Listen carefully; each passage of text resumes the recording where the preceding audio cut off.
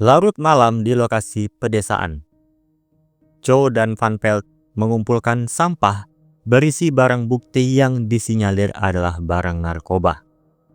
Ketika menyelesaikan tugas mereka dan hendak pergi, mereka melihat seorang wanita dengan darah mengalir dari kepalanya.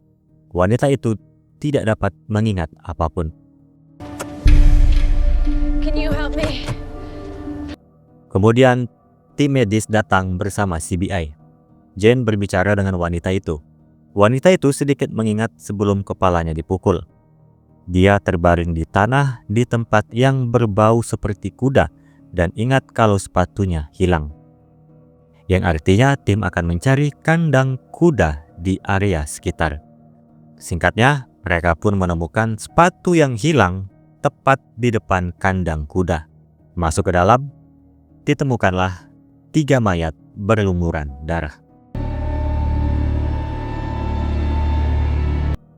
Kemudian, wanita itu dibawa ke rumah sakit dan Jane berbicara dengannya lebih lanjut namun tidak mendapatkan informasi lebih.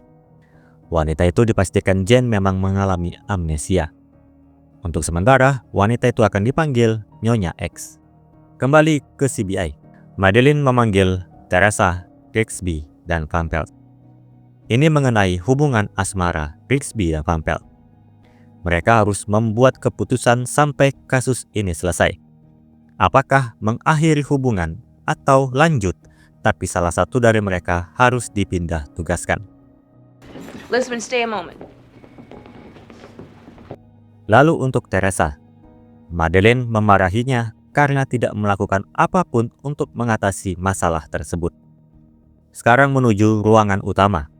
Mereka melanjutkan kasus ini sebisa mungkin tidak membahas apa yang terjadi sebelumnya. Meskipun Jane menyadari frustasinya Teresa saat ini. Dari 3 korban di gudang, 2 teridentifikasi berdasarkan ID mereka. Suami istri, Janine dan Michelle, dari Chico. Tetangganya mengatakan pasangan itu sedang menjelajah hutan wilayah Kasten yang jaraknya 100 mil dari TKP. Yang ketiga, diidentifikasi melalui sidik jari sebagai Leonard Railton, seorang penduduk asli Indian Amerika yang tinggal di reservasi Sungai Storms dekat dengan wilayah TKP. Reservasi itu tempat suku Shoshone berada. Railton sedang dalam status bebas bersyarat baru-baru ini.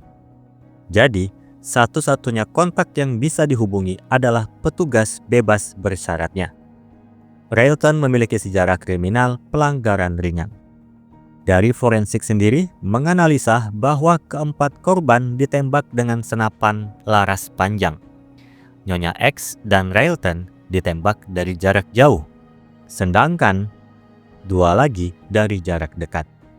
Dan Jane menganalisa yang diincar pelaku adalah Nyonya X dan Railton. Tim bisa mengabaikan pasangan suami istri itu karena terbunuh akibat kejadian tak terduga. Clearly the first 2 victims were the targets. Karena itu, pelaku hanya mengambil ID Nyonya X dan Railton, tidak dengan pasangan suami istri. Namun berkat pasutri itu, pelaku takut sehingga tidak mengecek kalau Nyonya X masih hidup. Tim dibagi tugas masing-masing.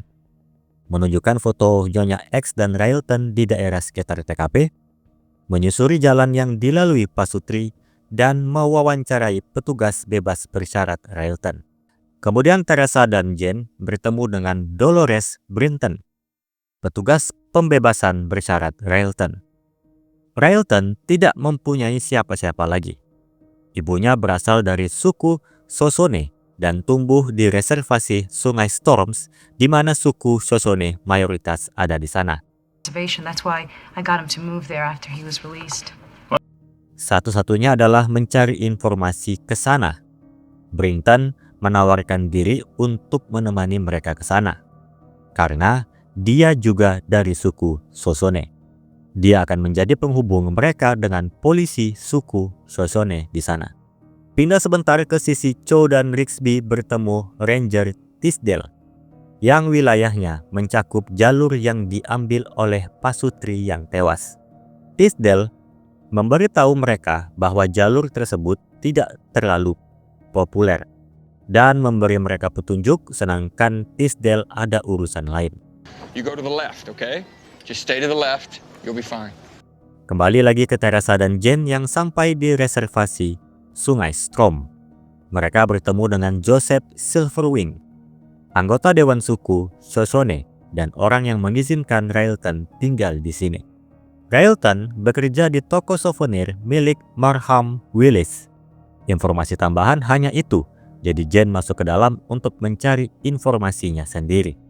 Dia melihat anak-anak yang bermain biliar dan menanyakan tentang Leonard Railton. I'll take that as a yes. Jadi Jane membuat taruhan, yaitu memasukkan bola biliar dalam 1 kali percobaan. Jika Jane kalah, dia akan memberikan $50 masing-masing untuk anak-anak itu. Tentu saja Jane yang menang dengan menggoyangkan konsentrasi pemain terbaik mereka. Jadi anak-anak itu sekarang harus menceritakan tentang Railton. Sejak 6 bulan lalu, Railton selalu memberi barang-barang baru, seperti orang yang banyak uang, padahal hanya bekerja di toko souvenir lokal.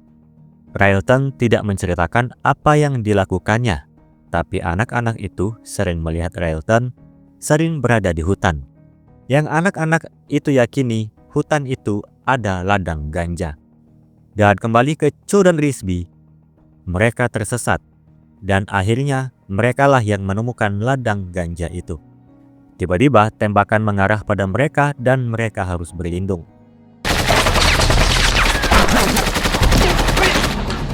Karena tidak adanya sinyal ponsel di area itu, Cho dan Risby membuat strategi untuk mengepung penembak yang diyakini hanya 1 orang.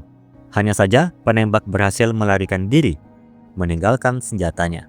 Sekarang Cho dan Risby kembali ke markas untuk memberitahu penemuan ganja tersebut. Apakah Railton juga orang yang berhubungan dengan hal itu atau tidak? Maka Madeline memerintahkan Cho dan Risby pergi ke badan narkotika untuk mengecek apakah ada kelompok pemain ganja di area tersebut. Sedangkan Teresa dan Jane akan pergi berbicara dengan pacar Leonard Railton bernama Darian Hopwood. Sampai di sana, ternyata mereka sudah mempunyai anak. Dan dari yang Jane lihat, Railton sangat menyayangi anaknya. Mainan yang banyak dan terdapat banyak sekali susu formula bayi siap minum. Tapi pertanyaan Jane adalah, mengapa tidak menggunakan susu formula bubuk? Hopwood pun menceritakan, anak mereka sempat mengalami kulit merah-merah. Railton berpendapat itu karena susu bubuk dan mengganti menjadi susu siap pakai. Jelas harga susu siap pakai lebih mahal ketimbang susu bubuk yang lebih murah dan hanya tinggal menambah air untuk membuatnya. Tapi kulit merah-merah pada anak mereka benar-benar hilang sejak mengganti susu. Penjelasan Hopwood sama dengan anak-anak di reservasi. Railton mempunyai banyak uang yang tidak mau dia beritahu dari mana asalnya. Sekarang mereka pergi ke toko souvenir tempat Railton bekerja. Pemilik toko souvenir, Markham Willis, dia juga tidak dapat memberikan informasi apapun tentang apa yang terjadi. Tapi dari melihat toko souvenir itu, maka memang benar Railton memiliki pendapatan tambahan di tempat lain. Sebelum pergi, Jane membeli beberapa kartu pos yang gambarnya adalah foto-foto pemandangan daerah sekitar. Dan kembali ke CBI, Jane meminta Van Pelt untuk membawa Nyonya X ke ruang interogasi karena Jane ingin menunjukkan kartu pos tersebut. Tujuannya adalah Nyonya X mungkin juga dari suku Shoshone. Foto-foto itu mungkin bisa membangkitkan memori Nyonya X. Tetapi tetap saja Nyonya X tidak ingat apapun. Di tengah itu, Risby datang memanggil Van Pelt mengajak ke ruangan lain. If I could just say the word. Mereka bermesraan sebentar. Risby telah mengambil keputusan. Karena dia senior, pasti Van Pelt yang akan dipindahkan. Maka itu, Rigsby akan memilih berhenti dan sudah mendapatkan info lowongan di San Francisco dari temannya. Rigsby memilih untuk tetap menjalin hubungan dengan Van Pelt. Sekarang pindah ke Teresa dan Cho untuk menemui Ranger Tisdale. Catatan banknya menunjukkan tiap bulan mendapatkan $2.000, di mana itu jauh di atas gajinya. Kemungkinan adalah uang itu sebagai uang tutup mulut tentang adanya ladang ganja. Tisdale pun langsung mencoba melarikan diri, tapi dengan cepat Teresa menghentikan dengan tackle terbangnya. Nice work. Kembali ke CBI, Cho menginterogasi Tisdale. Dia mengaku dibayar untuk menjauhkan orang-orang dari ladang ganja. Namun, ia menolak menyebutkan nama pemiliknya dengan alasan mereka bukan orang biasa. Jika Tisdale membocorkan, dia akan dibunuh oleh mereka. Jen masuk untuk menginterupsi. Dia ingin memastikan apakah yang menembak Rigsby dan Cho saat itu berjumlah 1 orang atau tidak. Tisdale menjawab 1 orang. Jika begitu, Jen menanyakan mengapa Tisdale menggunakan kata mereka bukan orang biasa jika mereka hanya mengirim 1 penembak saja. Tisdale juga tidak tahu. Menurutnya, para pemilik ladang mungkin sedang kekurangan uang. Ladang ganja itu sedang mengalami pertumbuhan sekarat karena irigasi mereka bermasalah sejak 6 bulan terakhir. Jane, Yeah? I gotta go. Di ruangan Madeline, dia menanyakan apa yang didapat Jen tadi. Jen menjawab jika pemilik ladang ganja bukan pelaku di kasus ini. Madeline merasa itu hanya tebakan Jen. Jen pun mengiyakan itu hanya tebakan. Dan tebakan Jen lainnya adalah Madeline sudah menikah tapi tidak dengan bahagia, dan kemungkinan sedang melakukan percobaan perpisahan. Dari sarkas yang dikeluarkan Jen tadi, Madeline sadar kalau Jen sedang menunjukkan ketidakbahagiaannya dengan caranya sendiri. Jen menjawab, bisa jadi. Tapi ini terlebih tentang cara Madeline menangani Teresa. Teresa dan Jen sudah bekerja sama lebih lama ketimbang Madeline. Jadi, ketika Teresa tidak bahagia, maka Jen juga tidak bahagia. And when she's unhappy, I'm less happy. It's human nature. Atas hal ini, ada kesepakatan antara Madeline dan Jen tentang membiarkan mereka melakukan cara masing-masing sampai pada 1 titik. Sekarang lanjut ke kasus. Jen membawa Nyonya X ke reservasi untuk menghadiri peringatan mengenang Leonard Railton. Jen mengganggu acara peringatan itu dengan memperkenalkan Nyonya X di depan para tamu. Tujuannya adalah untuk membuat Nyonya X minimal ada yang dia kenal. Hanya saja, Nyonya X tetap tidak mengingat apapun. Jen pun akan membawa pulang Nyonya X. Tapi tiba-tiba sebagian ingatan Nyonya X kembali. I see it. I see it. I see it. Dia mengingat sebuah danau dan gunung, tempat hal buruk terjadi dengannya.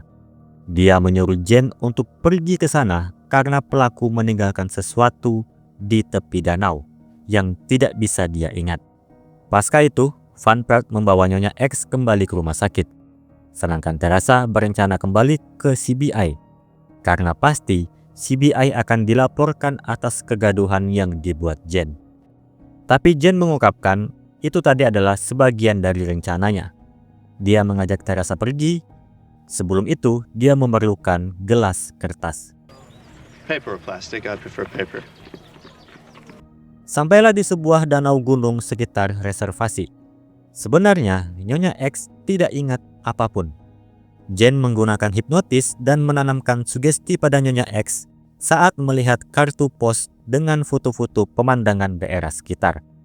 Lalu, men-trigger sugestinya di tengah acara peringatan agar pelaku panik dan akan ke danau untuk memastikan tidak ada yang tertinggal.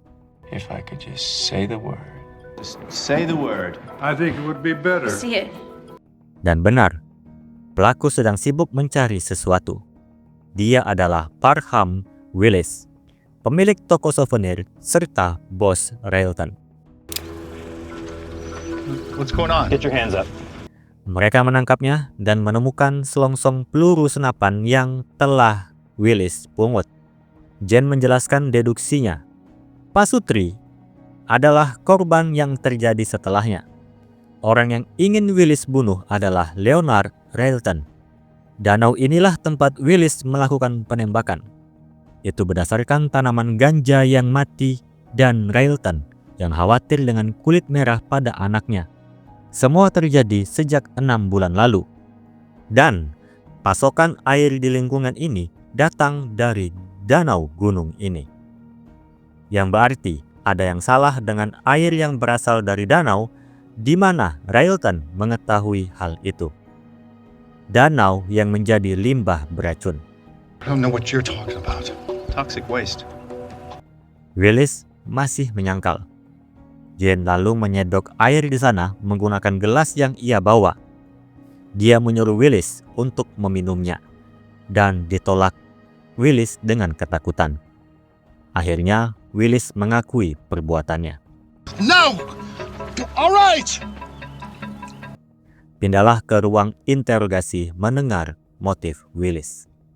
6 bulan lalu, ia dihubungi seseorang yang menawarkan sejumlah besar uang untuk mencari limbah di sekitar reservasi.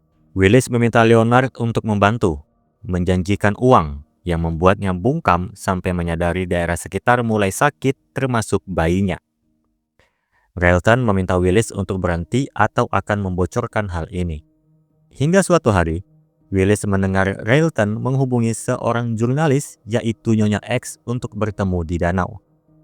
Di saat itulah Willis menembak keduanya dari jarak jauh.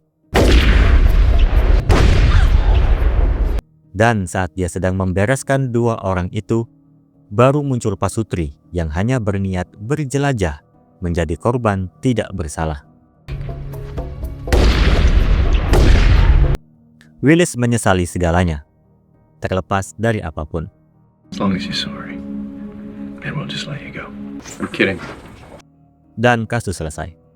Di rumah sakit, Van Pelt menjenguk Nyonya X, membawa kartu SIM yang diambil Willis.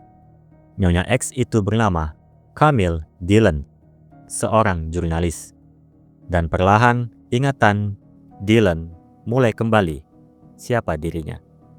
Dan scene penutup di CBI, Madeleine tidak peduli dengan kegaduhan yang dibuat Jen di reservasi. Dia memuji Teresa atas kerja kerasnya dan pergi sambil memberi kesan pada Jen bahwa Madeleine mengikuti cara yang dilakukan Jen. Dan di ruangan utama ada Rigsby dan Van Pelt. Ini tentang hubungan mereka berdua.